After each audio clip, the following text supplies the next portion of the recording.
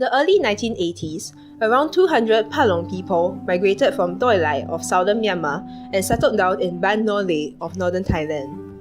Living on the Thai-Myanmar border, the Palong gave themselves a new name, Dara'ang. Granted by His Majesty the King to live within the Thai territory since 1982, the Dara'ang have since transited to farm under the Ang Khang Royal Project, complying with the royal scheme to grow and sell plants, including vegetables, flowers, and herbs. Our team has decided to stay in Ban Nor Lae to investigate the limits of the royal project and how the Dara'ang are collectively sourcing for other opportunities.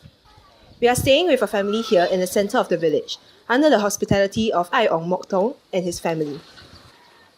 Ai Ong, aged 40, lives with his wife, mother, and son under a simple wooden house.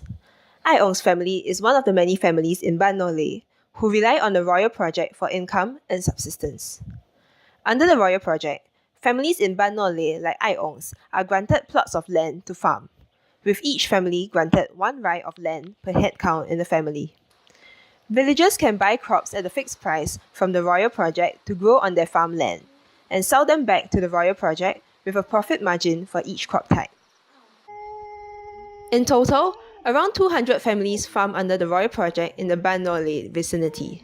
with over 100 families tending to organic vegetables, 40 to 50 families managing tea plantations, 14 families with rose fields, and 9 families with strawberry fields. As part of the royal project, Ai Ong currently manages one rai of rose field for the year. Every day, Ai Ong sets out to his rose plantation outside Ban Nor Lae to tend to his rose crops and sell them to the royal project. We followed him for one of the days to his rose plantation to trace his work on his rose crops. Ai Ong sets out for work at around 7 a.m. every day to his rose plantation, located around 3 kilometers from Ban Nor Lae. Arriving at the rose field, Ai Ong and his family tend to the roses and begin harvesting those that are ready for sale. For May, Ai Ong can harvest around 150 to 300 roses per day. In other months, such as April, his harvests were lower, with around 50 to 100 roses per day. In some months, Ai Ong may earn up to 20,000 baht per month from the sale of his rose crops. Other than that, it's not allowed. ผลกระทบกับตัวเราเองก็จะไม่เป็น like you said, from other pesticide will affect the health of villagers. แล้วเขาบอกว่าไอตัวของโครงการหลวงนี้ดีมันไม่เป็นอันตรายเหรอจ๊ะ ไม่เป็นครับ The harvested roses are sorted by quality into grades A, B, and C,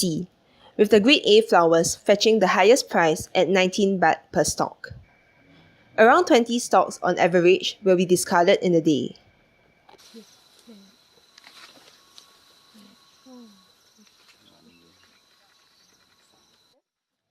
Ai Ong then transfers the roses onto his truck, which are to be sent to the Royal Project Distribution Centre for sale. Along the way, Ai Ong picks up rose harvests from other families to be sold at the Royal Project Distribution Centre. As not all families have vehicles to transport their harvest, Ai Ong earns some money from helping the other families with the transport, at the rate of 0.25 baht for each rose stalk delivered.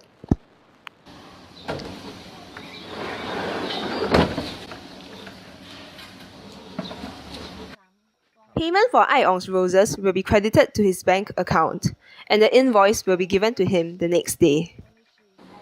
Sometimes, there may be discrepancies between Ai Ong's sorting of flowers and that of the centres, and the payout to Ai Ong may be less than what he accounted for. In cases where the discrepancy is large, Ai Ong will return to the centre to renegotiate with the staff about his payout.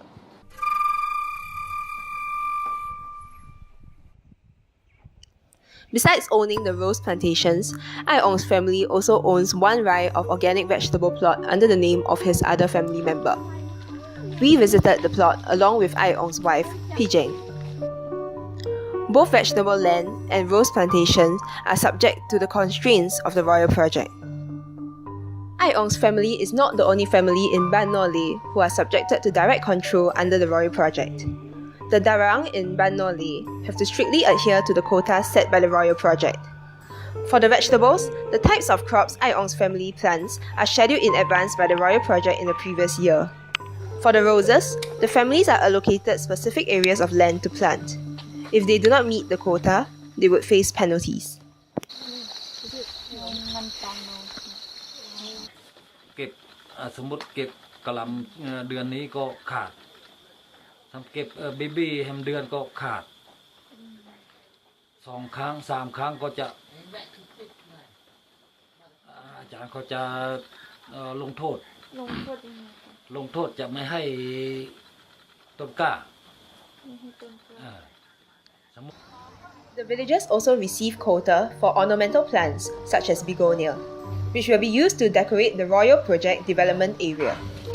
Young begonia bought at 1 to 2 baht each could be grown and sold at 10 to 15 baht each, ensuring an extra income of 7,000 baht for the Ai Ong family when the roses are not selling well.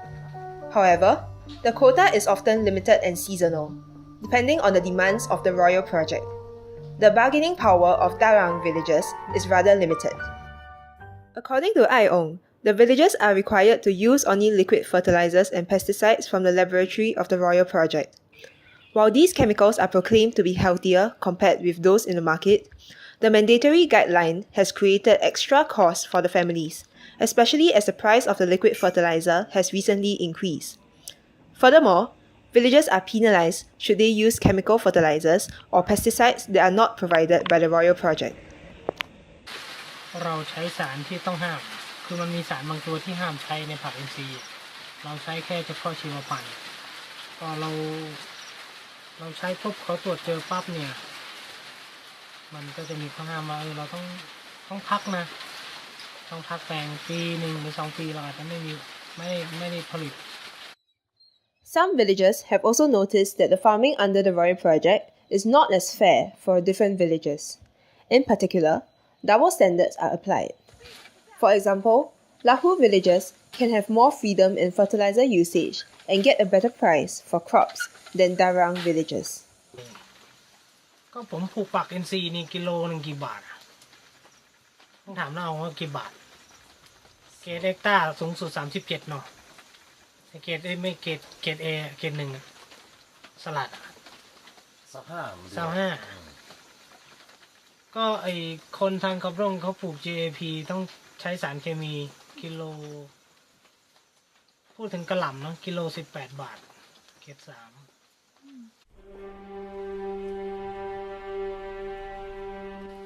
For many villagers in Ban Nor Lae like Ai Ong, the many constraints of the Royal Project have compelled them to tap onto alternative ways of farming and selling. The heightened local awareness has put the villagers in a better position to move beyond the border of the royal bureaucratic way. Although they still face limitations, the villagers are collectively building up a local pool of knowledge. Beyond the Thai border and the rigid structure of the Royal Project, the villagers have long grown vegetables in Burma for alternative income. The Dara'ang have been farming on the Burma side before they settled down in Thailand, and shifted from planting opium to planting vegetables and herbs since 1988. However, the actual profit the villagers could receive is subject to the demands of the middlemen. As there is no fixed contract, the villagers have little say over the selling price and remain in a relatively passive position. The fees for land usage recently imposed by the Burman military also adds to the cost. มันที่ผ่านมา 2-3 ปีเนี่ยโอ้ขายดีขนาด 2-3 ปีปีที่แล้วน่ะปันหิมกันซื้อกิโล30นี่31 32เพิ่นยังฮื้อห้องคอของเพิ่นฮื้อปีนี้ถ้ามีคนซื้อน่ะจะฮื้อ20 บาทมันกำลังสร้างโรงงานมันยังไม่แล้วมันถ้ามันแล้วมันจะซื้อกับเฮาอ่ะก็เลย15 บาท 10 บาทเนี่ยเขายังขายให้เขารอให้มันจนแล้วเนี่ย As such, the villagers have sought to work as a collective and collaborate to diversify their opportunities for greater market access and income. As early as 7 to 8 years ago, the villagers tried to sell their crops directly to the market. Although it was disapproved by the Royal Project and was unsuccessful, this move illustrates the villagers' increasing awareness and initiative to source for alternatives beyond the Royal Project. Later on, the youth group in the village developed a program initially run under the Royal Project to help the villagers sell unwanted products. This self-run initiative later transited to focus on a financial unit to help the villagers build up financial knowledge and competencies. This included microcredit schemes to aid villagers in setting up and managing plantations. เป็นดูแลเรื่องผลิตภัณฑ์อะไรเนี่ยเหรอ ส่วนใหญ่เป็นปัจจัย ปัจจัย เรื่องเงินทองคือสมมุติว่าโครงการแปลงกุหลาบมีสมาชิกอยู่14 รายใครจะต้องการเบิกอะไรบ้าง ก็แจ้งไปยังคณะกรรมการกลุ่มว่าผมต้องการเบิกนี้นะ เราก็เอาเข้าที่ประชุมอนุมัติเบิกจ่าย